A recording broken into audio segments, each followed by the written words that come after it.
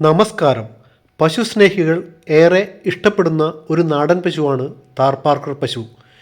ഇഷ്ടപ്പെടാൻ കാരണം അതിൻ്റെ ഭംഗി തന്നെയാണ്.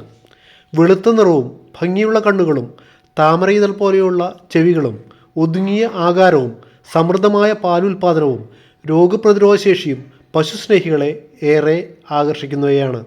പലപ്പോഴും പല ചിത്രങ്ങളിലും ഭഗവാൻ ശ്രീകൃഷ്ണനോടൊപ്പം നിൽക്കുന്ന ഒരു പശുവിനെ നിങ്ങൾ കണ്ടിട്ടുണ്ടാകുമല്ലോ. അതിന് താർപാർക്കറിൻ്റെ ഛായയാണ് മിക്ക ചിത്രങ്ങളിലും ഉള്ളത്. കേരളത്തിൽ ഗിർ പശുക്കളോടൊപ്പം തന്നെ മുൻനിരയിലാണ് ഈ അന്യസംസ്ഥാനക്കാരിയായ താർപാർക്കർ എന്ന നാടൻ പശു. പക്ഷേ എണ്ണത്തിൻ്റെ കാര്യത്തിൽ ഇവയുടെ സ്ഥാനം ഗിർ പശുവിന് താഴെയാണ്. ഗിർ പശുവിന് ഒരു രാജകീയ സ്ഥാനമാണ് കൽപ്പിക്കുന്നതെങ്കിൽ താർപാർക്കറിന് ഒരു രാജകുമാരിയുടെ സ്ഥാനമാണ് ഉള്ളത് എന്ന് പറയപ്പെടുന്നു.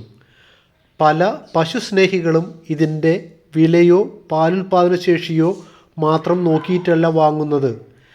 ഗിർ പശുവിനെ പോലെ തന്നെ അതിൻ്റെ തറവാടിത്തം, ഭംഗി എന്നിവ കൂടി നോക്കിയിട്ടാണ്.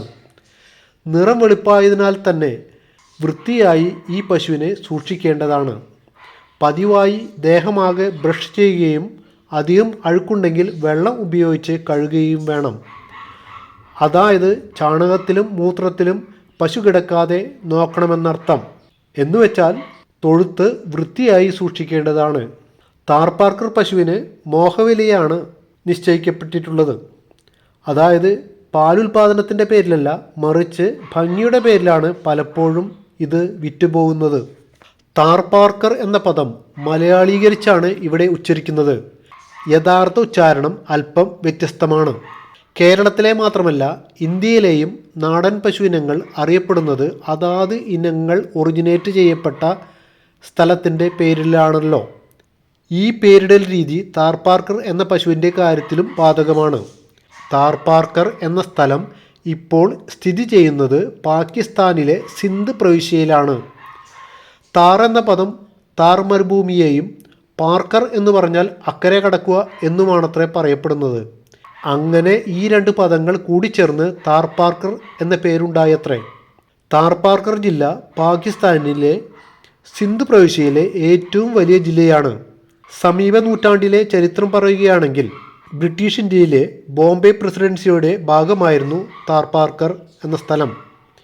1858 ഇത് ഹൈദരാബാദ് ജില്ലയുടെ ഭാഗമായി മാറി. ഇന്ത്യയുടെ വിഭജനത്തിനു മുമ്പ് താർപാർക്കർ ഗുജറാത്ത്, രാജസ്ഥാൻ എന്നിവയ്ക്കിടയിൽ വളരെ ശക്തവും സാംസ്കാരികവുമായ ബന്ധമുണ്ടായിരുന്നു. വിഭജനത്തിനു ശേഷം ഇന്ത്യ പാകിസ്ഥാൻ അതിർത്തി ശക്തമായി സംരക്ഷിക്കുന്നവരെ ഈ ബന്ധം തുടർന്നു. നമ്മുടെ കേരളത്തിലെ കാലാവസ്ഥയിൽ നിന്ന് ഏറെ വ്യത്യസ്തമാണ് താർപാർക്കർ എന്ന സ്ഥലത്തെ കാലാവസ്ഥ. ചില സമയത്തെ ചൂടും ചില സമയത്ത് തണുപ്പും ഏറെ വ്യത്യാസത്തിലുള്ള ഊഷ്മാവാണ് അവയ്ക്ക് പ്രദാനം ചെയ്യുന്നത്.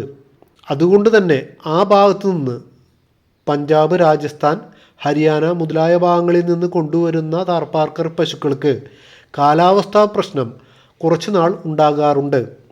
കാലാവസ്ഥയിൽ മാത്രമല്ല, അന്യസംസ്ഥാനങ്ങളിലെ പശുക്കളെ കൊണ്ടുവരുമ്പോൾ ഭക്ഷണത്തിൻ്റെ കാര്യത്തിലും പുല്ലിൻ്റെ കാര്യത്തിലും വൈക്കോലിൻ്റെ കാര്യത്തിലുമൊക്കെ അല്പം പ്രശ്നം ഉണ്ടാകാറുണ്ട്. എന്നാൽ താമസിയാതെ തന്നെ നാളുകൾക്ക് ശേഷം അവ പരിഹരിക്കപ്പെടുകയാണ് പതിവ്. നമുക്ക് പോലും അന്യനാട്ടിൽ ചെന്നാൽ ഭക്ഷണവുമായി പൊരുത്തപ്പെടാൻ അല്പ സമയം പിടിക്കുമല്ലോ. അത് തന്നെ പശുവിൻ്റെ കാര്യത്തിലും എന്ന് എടുത്താൽ മതി. ഇപ്പോൾ കേരളത്തിലും ധാരാളം താർപാർക്കർ പശുക്കൾ പ്രസവിക്കുകയും കുഞ്ഞുങ്ങൾ ഉണ്ടാവുകയും ഒക്കെ ചെയ്യുന്നുണ്ട്. നല്ല മുന്തിയ ഇനം സെമൺ ഉപയോഗിച്ചാണ് അത്തരം കുഞ്ഞുങ്ങൾ ഉണ്ടാകുന്നത്. ഈ സെമണിന് നല്ല വിലയുമുണ്ട്. ഇതിൻ്റെ സെക്സ്ഡ് സെമൺ അഥവാ പശുക്കുട്ടികളെ മാത്രം പ്രസവിപ്പിക്കാനായിട്ട് ഉപയോഗിക്കുന്ന സെമൺ, അതിനെയാണല്ലോ സെക്സ്ഡ് സെമൺ എന്ന് പറയുന്നത്. അതിന് നല്ല വിലയും കൊടുക്കേണ്ടതായിട്ടുണ്ട്. ഇതൊക്കെയാണ് താർപാർക്കർ പശുവിൻ്റെ വിശേഷങ്ങൾ. ഇനി നിങ്ങൾക്ക് ഈ വിശേഷങ്ങൾ കേട്ട് പശുവിനെ ഇഷ്ടപ്പെട്ടുവെങ്കിൽ നിങ്ങൾക്ക് നോക്കാൻ കഴിയുമെങ്കിൽ, സംരക്ഷിക്കാൻ കഴിയുമെങ്കിൽ, വൃത്തിയായി സൂക്ഷിക്കാൻ കഴിയുമെങ്കിൽ മോഹവില കൊടുത്ത് വാങ്ങിച്ചോളൂ. നന്ദി, നമസ്കാരം.